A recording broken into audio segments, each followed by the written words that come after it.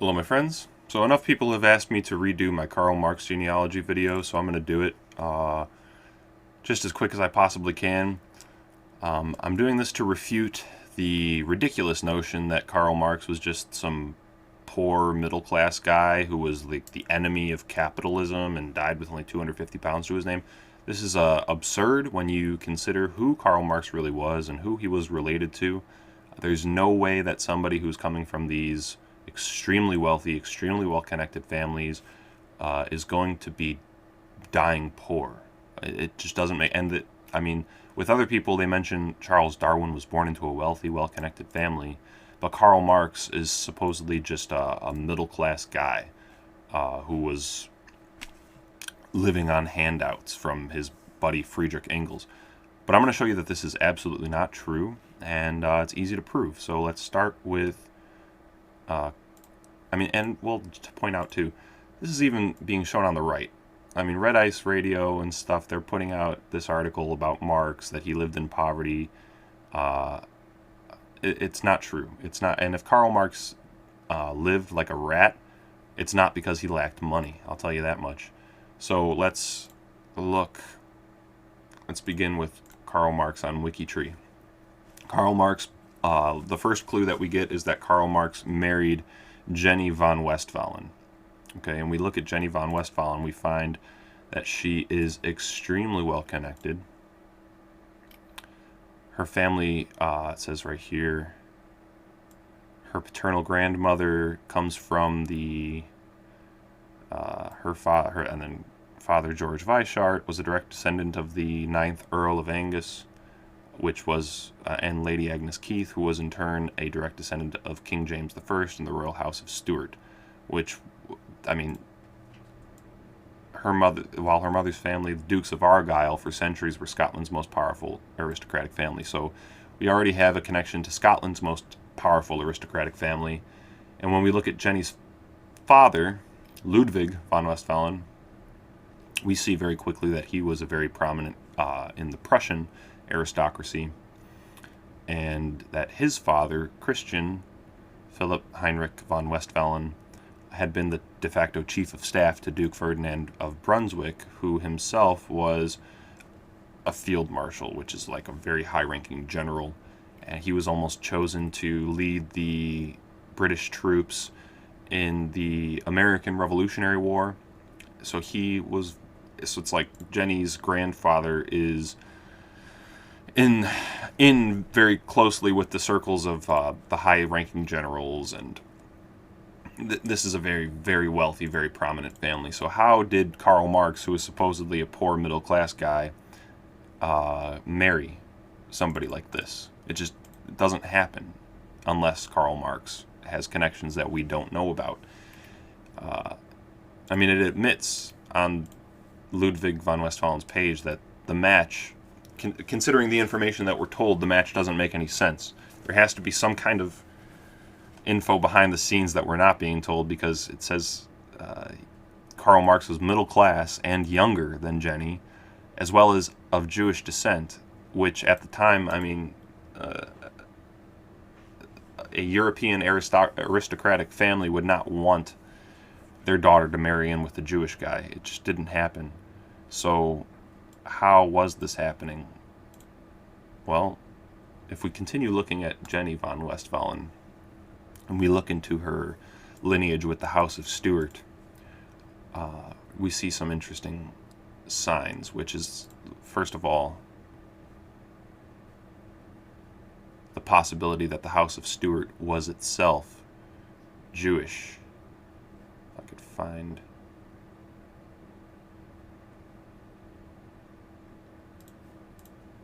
Okay, here's a picture of one of the Stuarts. He looks he looks pretty Jewish. But here we find okay, so here we find a book written by a guy named Donald N. Yates, and he himself is Jewish. He started a DNA analyzing DNA processing company where he has created databases of DNA, and he's tested them, and he's made a pretty compelling argument that many of the prominent aristocratic families of Scotland were themselves Jewish. And he mentions here that the royal Stuarts were dark and Semitic looking. And I mean, that's confirmed by this picture of James Stuart, Earl of Moray. I mean, look at that schnoz right there. That's a Jewish nose right there. And the eyes also very, I mean, this guy's clearly Jewish. So that makes a little bit more sense then, because if the von Westphalen family was descendant from these Jews and they were actually secretly Jewish, this match starts to make a little bit more sense. But it still doesn't quite make perfect sense, because why would a prominent aristocratic family marry into a poor middle-class family? They wouldn't. So we have to look closer at Marx to see what connections he has. We find, I mean, it admits here that his parents, ancestrally Jewish, from Dutch rabbi families, that his Dutch rabbi is like a contradiction in terms, by the way, and that they lived a very wealthy middle-class existence, that they owned vineyards. And this is not exactly middle class. This is extremely wealthy. So where are they getting their money? Well, when we look, Karl Marx's mother, Henriette Pressburg, came from a very wealthy and well-connected family herself. Her sister, Sophia Pressburg, actually married into the Phillips family. Lyon Benjamin Phillips was her husband, which would make Lyon Phillips Karl Marx's uncle, since Sophia is Marx's aunt. And the Phillips family, we all know from the founding of Philips Electronics, one of the world's largest electronics companies. They exchanged, Marx exchanged many letters with his uncle Phillips. It's admitted that his uncle Lyon Phillips was a major lender for Karl Marx, but it doesn't really make sense to call it lending, since he was his uncle, and Marx never really had plans to pay the guy back. So it's more like family bankrolling, or like family investments and stuff like that, where they're working on something together. So this in and of itself is a very interesting connection for Marx to have his uncle Phillips, who himself was a massive industrialist. Why would Marx, who is supposedly this anti-capitalist, why would his uncle Phillips be bankrolling Marx? Everybody knew the kind of stuff that Marx was writing about. It's not like Uncle Phillips was ignorant as to the kind of stuff that Marx was writing. Why would this top industrialist be helping his nephew by giving him money and supporting his supposedly anti-capitalist writing? It doesn't make sense. So let's continue on. So this is Karl Marx's mom, his grandma, listed here, Nanette Solomon Barrett Cohen. Okay. We take her to her father, which is Solomon David Barrett Cohen. So this would be Marx's great-grandfather. His brother was Levi Barrett Cohen, a very famous Barrett Cohen. Okay. He's very famous.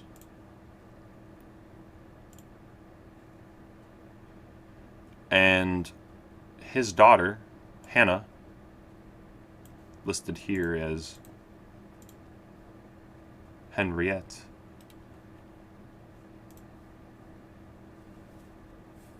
married Nathan Mayer Rothschild,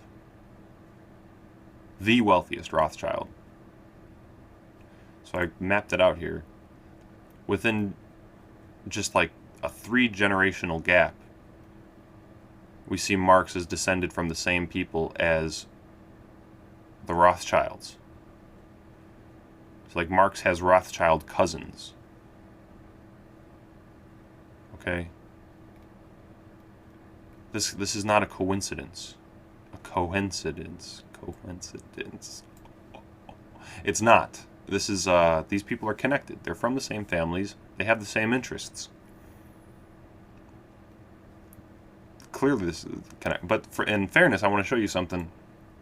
This is wikitree, and it's very easy to get from Marx to the Rothschilds on wikitree. But here we see on Jenny.com, another genealogical website,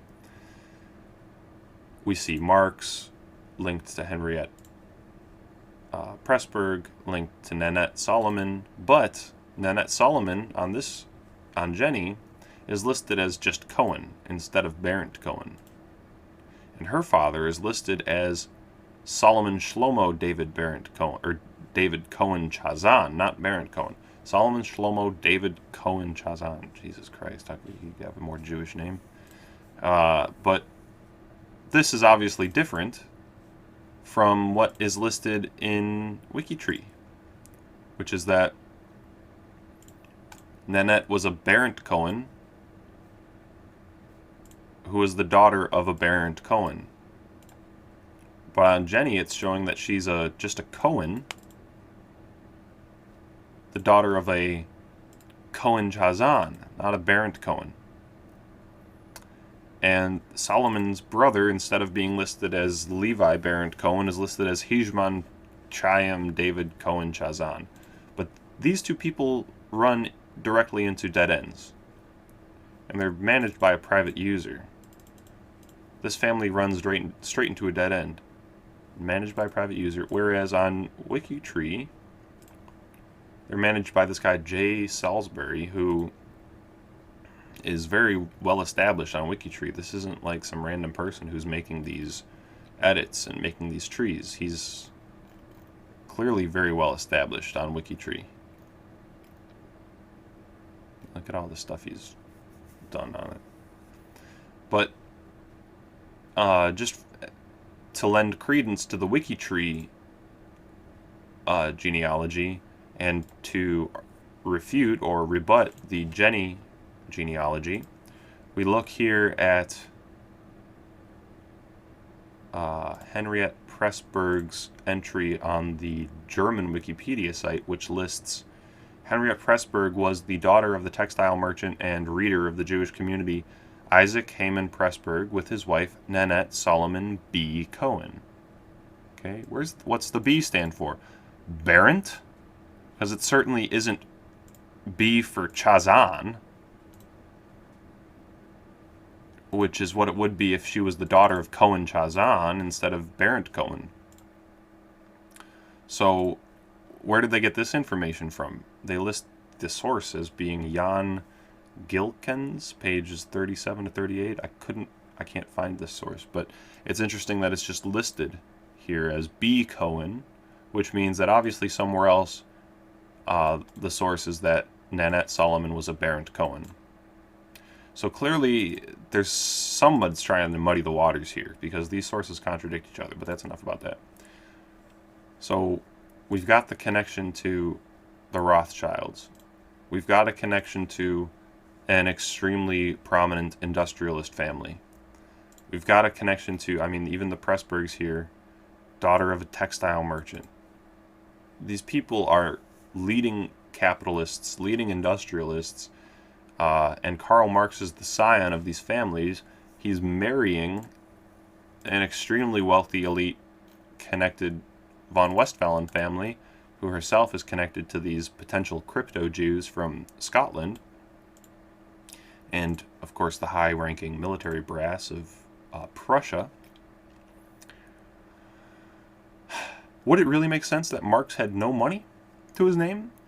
Would somebody with no money be allowed to marry into this noble, prominent family? Would somebody with no money come from a family that had owned vineyards and came from lawyers and rabbis? And no. So we're obviously being lied to about Karl Marx. He obviously has more money, more connections than we know. And if it is true that he lived in disgusting filth, it is because he chose to. not because he lacked money or connections.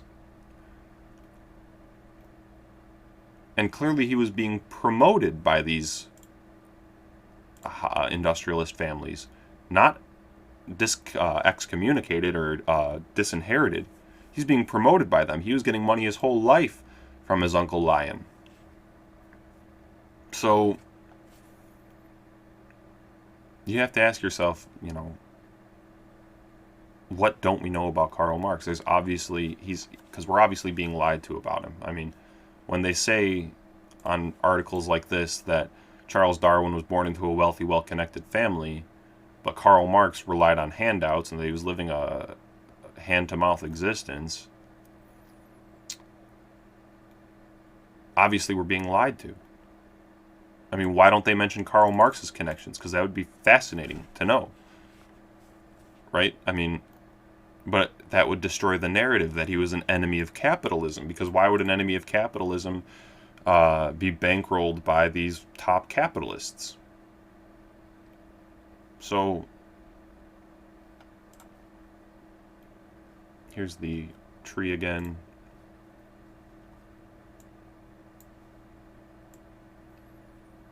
So this is, I mean, this is fucked up.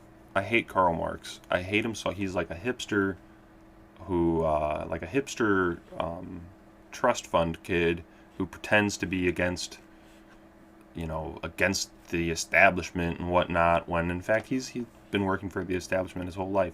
His family is the establishment. His whole existence is the establishment. So it's like, clearly we're being lied to. So, it's been going on for about 17 minutes now. I mean, the reason, by the way, that I took down the first video of this and I'm redoing it now is that I mentioned a source in the first video, and the author of that source has since come out accusing me of being a spook, trying to blackwash him or something like that. So I just removed all mentions of him in my channel. I made a video about it. If you follow me, and if you've finished watching this entire video at this point, then you're probably a closer follower of me, so you probably know about that already. But yeah, that's about it. I think that's all I really wanted to say. So yeah, related to the Rothschilds, related to the Phillips, related to the von Westphalens, who themselves were all probably Jewish. There's Karl Marx. Thanks for watching.